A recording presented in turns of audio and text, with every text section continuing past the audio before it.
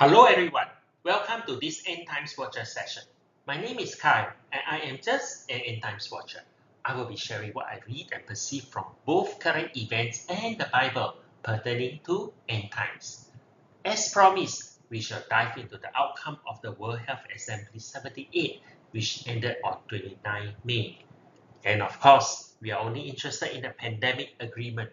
I will not hold any suspense. The outcome is worrisome. It is not who is pushing, but who, as in WHO, is pushing. And they are pushing to speed things up very hard. The website for WHA78 meeting lists out all the formal articles that took place during the past 10 days of meeting. This page lists most of them, 27th of May. Notice Article 78/4 Addendum 2. They've gotten their hands into climate change. Although this will be another topic for another day, do expect extreme weather conditions to continue this year. As we scroll down the list of documents, the topics that we are looking for starts to show up. Health emergency preparedness. Intergovernmental negotiating body. This body was set up to address issues following COVID-19. Draft resolution of WHO pandemic agreement. The documents are all here that summarizes what to expect going forward. International health regulations, another health emergency preparedness. You can download these PDF files and read for yourself. As we scroll down the list, the document titles get even more interesting. International health regulation again. The short form IHR is commonly used now. You may hear it from your local government. And the one at the bottom, Pandemic Agreement Procedural Matters. By the way, all these are available in the WHO website. The link is up here. And finally, as we scroll further down, we reach the document that if you skip all other documents, you must not skip this one.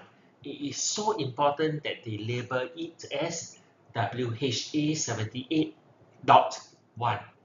.1, the very first document. The first page of the document looks like this. It references back to the early decisions made in SSA2 in 2021. That was when they started, and to last year's World Health Assembly, WHA77, to which I've already given you a summary analysis in S09 and S13. The highlights are a pandemic emergency will be declared as long as one of the listed here is deemed high risk. We have covered that before. Any of the situations can be deemed high risk since there's no threshold bar defined. And secondly, they have the right to enforce vaccination. I covered that in detail in my video S09 a year ago. You can check that video if you are still not convinced. We move on to the current document, WHA78.1. On page 9, Chapter 1, Article 1-C, the high-risk definition is repeated, and in 1-E, it explicitly states that all parties, meaning state or country, are bound by this agreement, meaning they can use the law to enforce it to any country since they are bound to this. Next, in 1-J, there's a new term, Regional Economic Integration Organization. It means that this organization is made up of several countries together, calling each of them member states. And these countries or member states have transferred their competence, including the authority to make decisions, to WHO. And once formed, it is binding. You see where this is going? They have put in a lot of effort to ensure total control when they need to wield it. At that time, if a country or its citizens cry mother, cry father, cry mother, cry father, kabe kaubo, is a local slang meaning protest. Even if you protest then, petition or take to the streets with demonstrations, they will just slap these pre-agreed laws to you and shut you up. It is now legal and binding. We fast forward to Article 17, International Cooperation. Parties or countries are expected to cooperate with relevant international organizations, and these organizations will be facilitated by WHO. Now, let's move backwards to Article 10 and 11.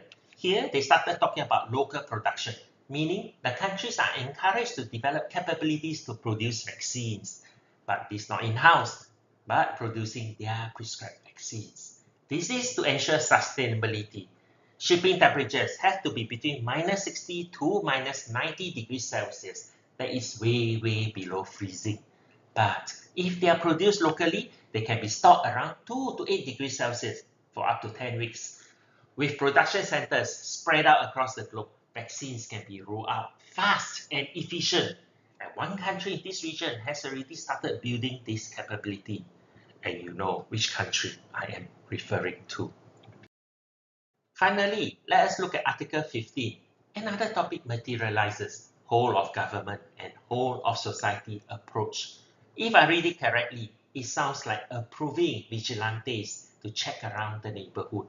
Meaning, your neighbor thinking that he will be a good citizen will check on you and report if you are unvexed. They can also use force to restrain you or prevent you from escaping so that no one can hide or escape detection.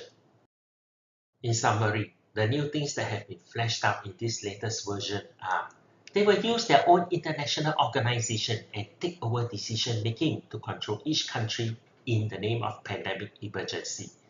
IHR will be formalized, and so will local vigilantes. I will cover IHR in later detail. Their people will be put in place both locally and globally. And this agreement will become legal and binding for them to act openly. And no one can object. After all, you all have agreed to it. Note that the details that have been fleshed out in WHA77 does not become obsolete. WHA77 key points are give them the right to declare pandemic emergency and the right to enforce vaccination. WHA78 put in controls to help them enforce it. WHA78 adds on to WHA77. That is why WHA78.1 is called an annex. So when will this agreement be cast into concrete? They've gotten the majority vote to proceed on 19th May, but their paper was finalized and submitted on 20th May. And in the Article 33, this agreement will enter into force. Such strong words. Enforce in 30 days' time, meaning 19 June. And to make sure they cover all legal loopholes, it is referenced again 3 times for 3 slightly different conditions. 30 days? In the past, they say it has to sit for 12 months before it can become law. WHO is really pushing hard. They even sneak this into the agreement. Most countries will not have enough time to mull through and object. Now you understand the title of this video. Before I close, there are 3 other terms before Article 33. Article 28 is about annexes. For annexes, the objection deadline is 6 months. After that, it will be enforced. But what are annexes? If I understood what I read, it is for new items that they want to add into the agreement. This is an open door for them to push in some more controls that they may have missed out earlier. Article 27 is amendments. Amendments have a cooling off time of 90 days. Amendments, as the name implies, are corrections to the existing agreement, not something new as in annexes. And finally, protocols, meaning proposing how to implement or do things. I was initially confused by these, as the pandemic agreement deadline for objections is further down in Article 33. So, if people tell you it is 3 months or 6 months, it is for annexes and amendments. This agreement itself has only 30 days for objections to be submitted. There is another term that I did not cover yet, as there's so much documentation on it, and that is the International Health Regulation, or IHR for short. Closely linked to that is a new term, Conference of Parties. They will be responsible for implementing the IHR teams in the member states, meaning in your country and in my country. And the IHR teams will report to them.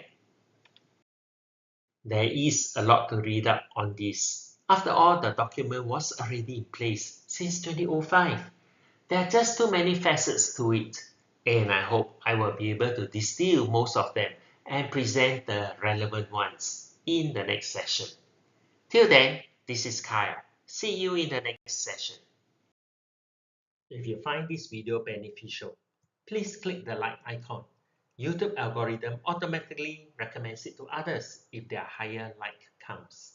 You can also subscribe to my channel so that you can see my past and future videos. Finally, please forward and share with your friends so that they too can benefit. Thank you and God bless.